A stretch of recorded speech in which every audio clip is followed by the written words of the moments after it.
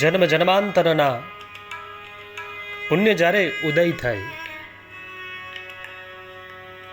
ત્યારે આપણને સત્સંગની પ્રાપ્તિ થાય છે. ભાગ્યોદયેન બહુજન્મ સમર્જિતેન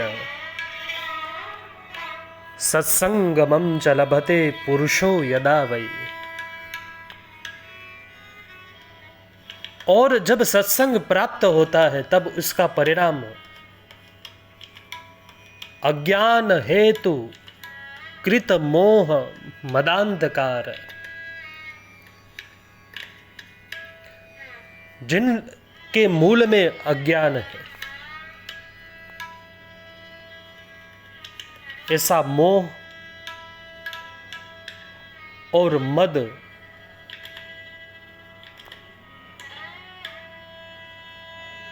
ये मेरा है અને જે મારું છે એ મારી પાસે જ રહે. જે મારું છે એની ઉપર કેવલ ને કેવલ મારો જ અધિકાર છે. આ ભાવ મોહ છે.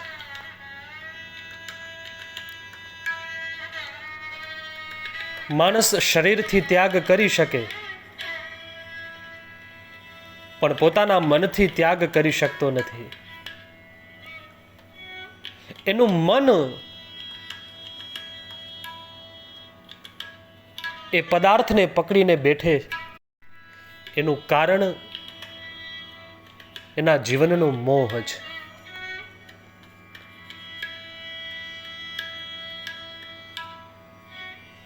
જીવનના મોહને અને જીવનના મદને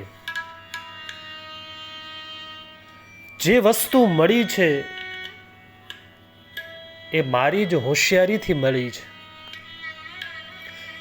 જે પદ મને મળ્યું છે, જે સુખ મને મળ્યું છે, જે સુવિધા મને પ્રાપ્ત થઈ રહી છે એનો હું હકદાર છું.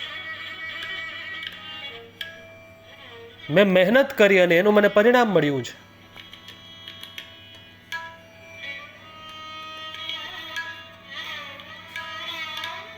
જો મેં મારી બુદ્ધિનો ઉપયોગ ન કર્યો હોત તો આજે આ પદ મને પ્રાપ્ત ન થયું હોત. આવી માનસિકતા એ મદ છે. અને આ ભાવથી પ્રાપ્ત થયેલું જે કોઈ પદ હોય, જે કોઈ પ્રતિષ્ઠા હોય,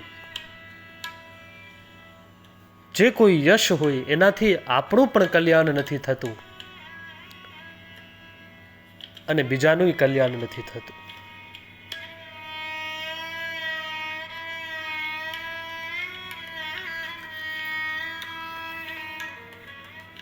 અને આ બંનેનું મૂળ જ્યારે જોવા જઈએ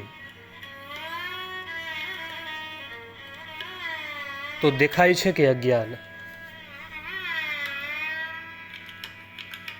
આ અજ્ઞાનના હોવાને કારણે જ આ મોહ છૂટતો નથી.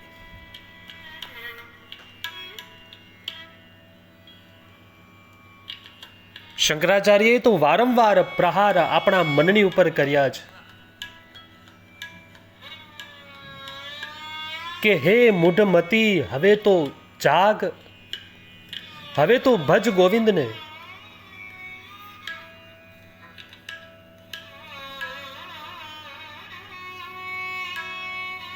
ક્યાં સુધી અજ્ઞાનની નિદ્રામાં અને નિદ્રામાં તારા જીવનને વ્યતીત કરીશ?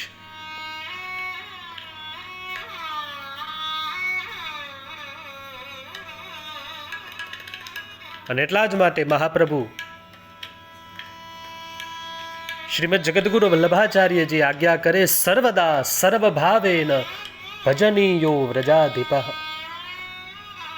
આપણા મોહને અને આપણા મદને જો કોઈ દૂર કરી શકે તો એ કેવલ અને કેવલ પ્રભુ છે.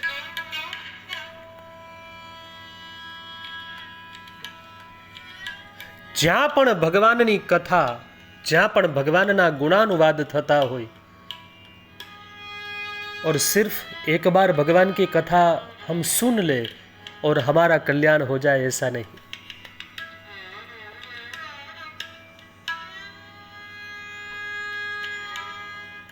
કથા એ એવો નશો છે કે એકવાર આ નશો જેમને ચડી જાય એ ક્યારેય ઉતરવાનું નામ લેતો નથી. સંસારના બીજા ઘણા બધા નશાઓ છે, એને પણ છોડવા જો કઠિન લાગતા હોય, કે જે પતનની તરફ લઈ જતા હોય,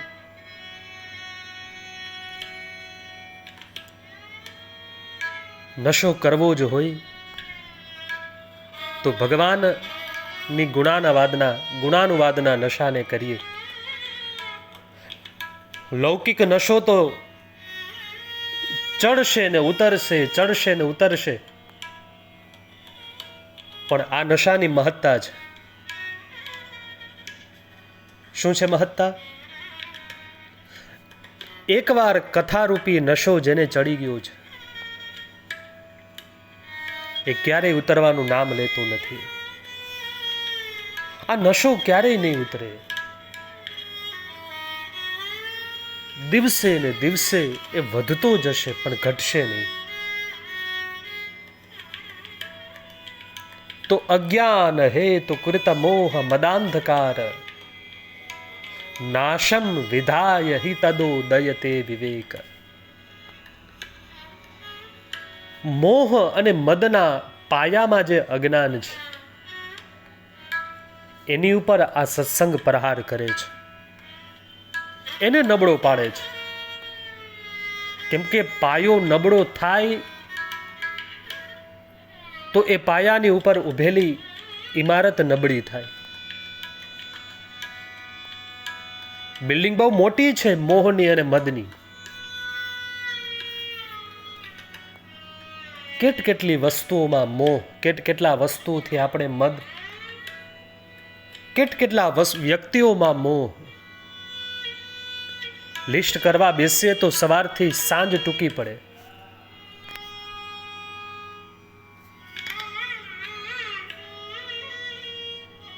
પણ જીવનમાં જે સમયે સત્સંગનો ઉદય થશે, સદગુરુ આપણી ઉપર જ્યારે કૃપા કરશે, ત્યારે એ કૃપાના ફલરૂપથી એ અજ્ઞાનરૂપી પાયો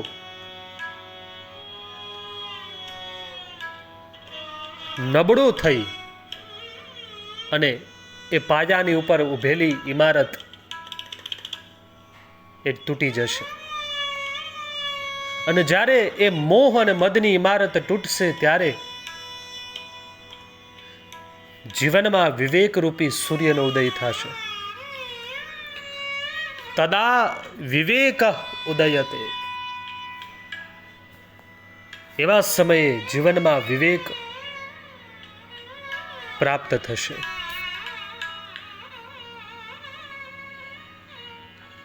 જીવનનો સાચો વિવેક એ જ છે કે મારા પ્રભુ જેને મેં નિવેદન કર્યું છે, જેને મેં મારું સર્વસ્વ સોંપી દીધું છે, હવે એને જેમ ગમશે એમ મારા માટે કરશે.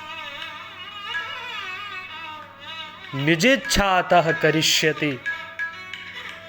આ ભાવ એ જ જીવનનો વિવેક છે.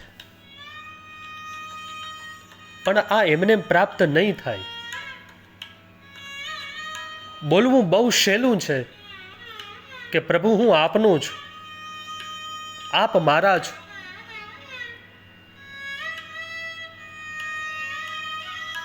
પણ પ્રભુના ચરણમાં સમર્પિત કરી દેવું આપણા જીવનને, અને જેમ નદીમાં પડેલું તલખણું જે તરફ નદીનો પ્રવાહ જાય એ બાજુ તણાતું તણાતું સાનંદથી આનંદ કરતું કરતું વહેતું વહેતું ચાલુ જાય. આમ જીવનને જીવવું બહુ કઠિન છે. પણ એકવાર જો જીવતા આવડી ગયું આમ, તો પછી જીવનમાં ક્યારેય ડિપ્રેશન નહીં રહે, જીવનમાં ક્યારેય દુઃખો નહીં રહે, જીવનમાં ક્યારેય કોઈ ક્લેશ નહીં રહે. માગવું જો હોય જો પ્રભુની પાસે, આમ તો માગવાની જરૂર જ નથી પ્રભુ પાસે. કેની પાસે મગાય કે જે આપણાથી દૂર છે, જેને આપણી પરિસ્થિતિ ખબર નથી એની પાસે માગવાનું હોય, પણ જે સદા આપણી સાથે રહેતા હોય અને સૌથી નજીક જો આપણી કોઈ હોય તો એ કેવલ અને કેવલ આપણા પ્રભુ છે.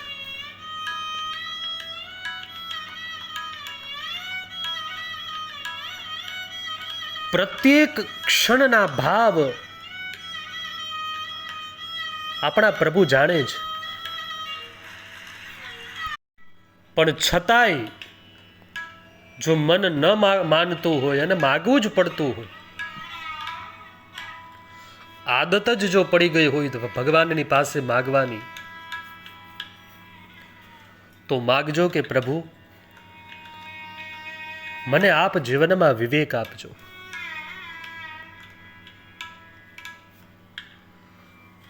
કે જેનાથી હું સમજી શકું કે મારા જીવનમાં જે કંઈ થઈ રહ્યું છે, જે કંઈ થશે અને જે કંઈ થયું છે એ બધું મારા હિત માટે જ પ્રભુ આપે કર્યું છે. આપ જ્યાં લઈ જાઓ ત્યાં હું આનંદથી સહર્ષ એનો સ્વીકાર કરતો કરતો આપની પાછળ પાછળ ચાલતો રહું. બસ પ્રભુ આટલી વિનંતી આપના ચરણોમાં છે. બસ આટલું આપને માગું, આપની પાસે માગું છું કે મને વિવેક પ્રાપ્ત થાય.